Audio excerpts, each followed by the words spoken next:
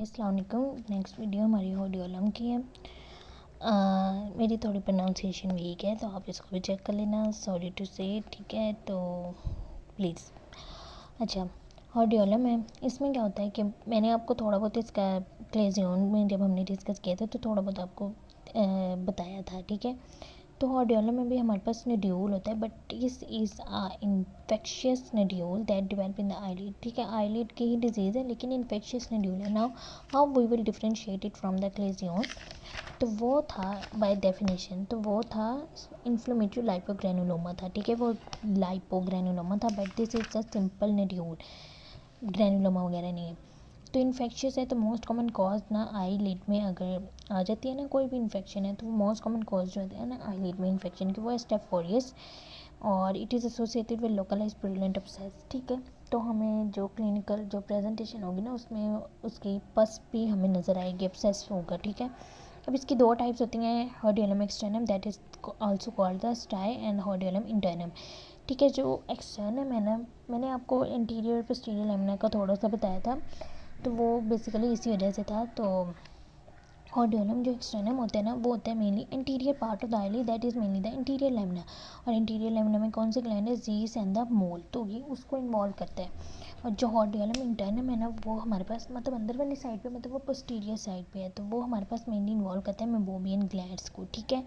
इसके बाद ऑडियोलम एक्सटर्नम है, interior part of the eyelid में होगा। उसमें क्या होता है, acute separative infections of the lash follicle, acute separative infection of the lash follicle and its associated gland that are the Zeiss and mole. Zeiss is a sebaceous gland and mole is a sweat gland. Aetiology वही है, same step aureus हो सकता है। D क्या हो सकता है, हम इसको कंफ्यूज कर सकते हैं with the hordeolum internum and it can be the secondary infective chalazion, या तो क्लेजियन से के साथ इसको कंफ्यूज कर देंगे या इंटर्नम के साथ। सिंपली यही इसके डीडिंग है। कॉम्प्लिकेशन क्या हो सकती है, complication now it is a infectious nodule so it can cause the infection to the surrounding areas also. तो प्री सेप्टल सेलुलाइटिस हो सकता है, ऑर्बिटल सेलुलाइटिस हो सकता है, कैवर्नस साइनस थ्रोम्बोसिस हो सकता है, कैवर्नस साइनस को भी इन्वॉल्व कर सकते हैं। And once there will be the involvement of the cavernous sinus, फिर क्या होगा कि हमारे पास ब्रेन इन्वॉल्व हो गया तो न्यूरोलॉजिकल मैनिफेस्टेशन भी होगी, ठीक है। ट्रीटमेंट क्या है, ट्रीटमेंट सेम है। सबसे पहले सॉरी ये मैंने छोड़ दिया क्लिनिकल फीचर्स।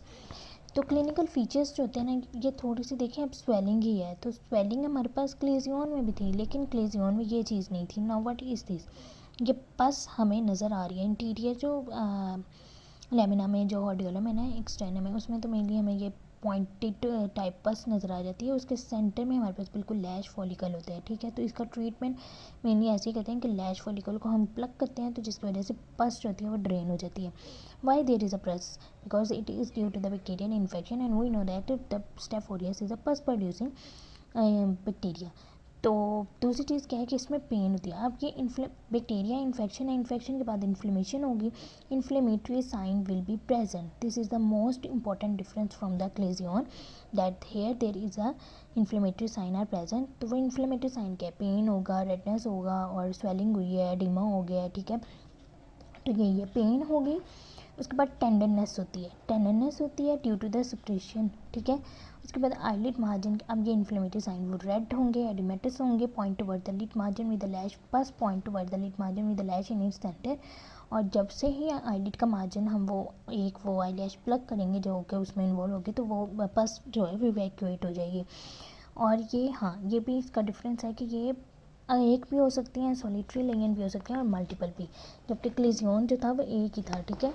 उसके बाद कॉम्प्लिकेशन हमने कर ली। ट्रीटमेंट क्या होगा, अब ट्रीटमेंट सिम्टोमेटिक ट्रीटमेंट होता है। जब उसको पेन होगी तो एनाल्जेसिक देंगे, उसमें एनसाइड टोनोफ्लक्स दे सकते हैं, ठीक है।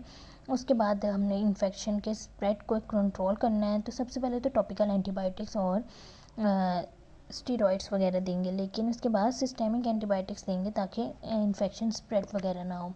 फिर वार्म कंप्रेस देंगे, वार्म कंप्रेस कर सकते हैं for the 10 minute 4 to 5 times. और अल्टीमेट ट्रीटमेंट यही है कि इवैक्यूएशन करें ऑफ द पस। वो कैसे करेंगे, या तो सिंपल है आईलिड का मैंने कहा उसको आपने बाल को खींच देना है तो वो इवैक्यूएट हो जाएगी, या आपने इसको इंसाइज कर देना with the tip of the knife, ठीक है।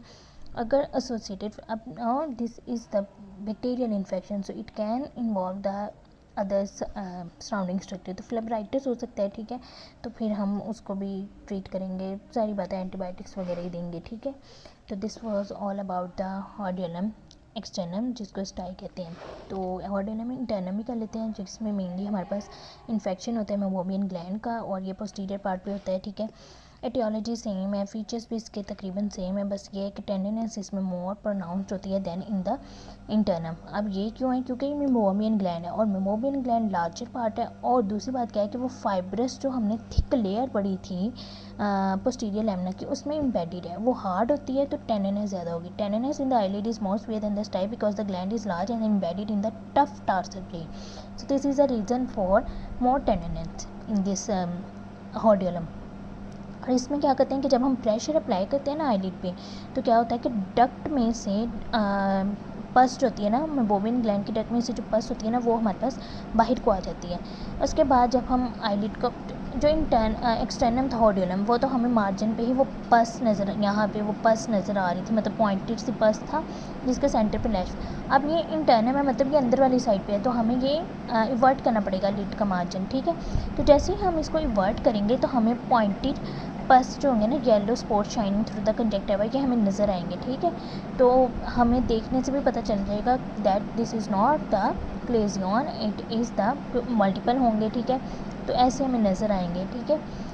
और इट बस through the conjunctiva and the appear as a granulation tissue, ये भी हो सकता है। डिफरेंशियल डायग्नोसिस क्या है? सेम होगा, या तो हम इसको एक्सटर्नम से कंफ्यूज कर सकते हैं, या हम नोड्यूलर फेशियाइटिस कंफ्यूज कर सकते हैं, और प्री सेप्टल सेलुलाइटिस से। अब सेप्टल प्लेट है, टॉर्सल प्लेट है, सॉरी, तो सेप्टा है, तो हम उसको कंफ्यूज कर सकते हैं। ट्रीटमेंट क्या है? Treatment is same like that was the hordeolum externum. तो वो क्या था? एनाल्जेसिक दिए थे, एंटीबायोटिक्स दे रहे थे, सिस्टेमिक थी, टॉपिकल थी, वार्म कंप्रेस दे रहे थे, और एट द एंड हमें क्या करना पड़ा था? इवैक्यूएशन ऑफ पस ही करनी पड़ी थी। लेकिन इसमें जो हम इवैक्यूएशन करते हैं ना पस की, जैसे क्लेजियन की थी ना, वर्टिकल इंसिजन देते हैं on the side of the conjunctiva, फिर पस को इवैक्यूएट कर देते हैं, तो सेम वही मेथड करना है, ठीक है।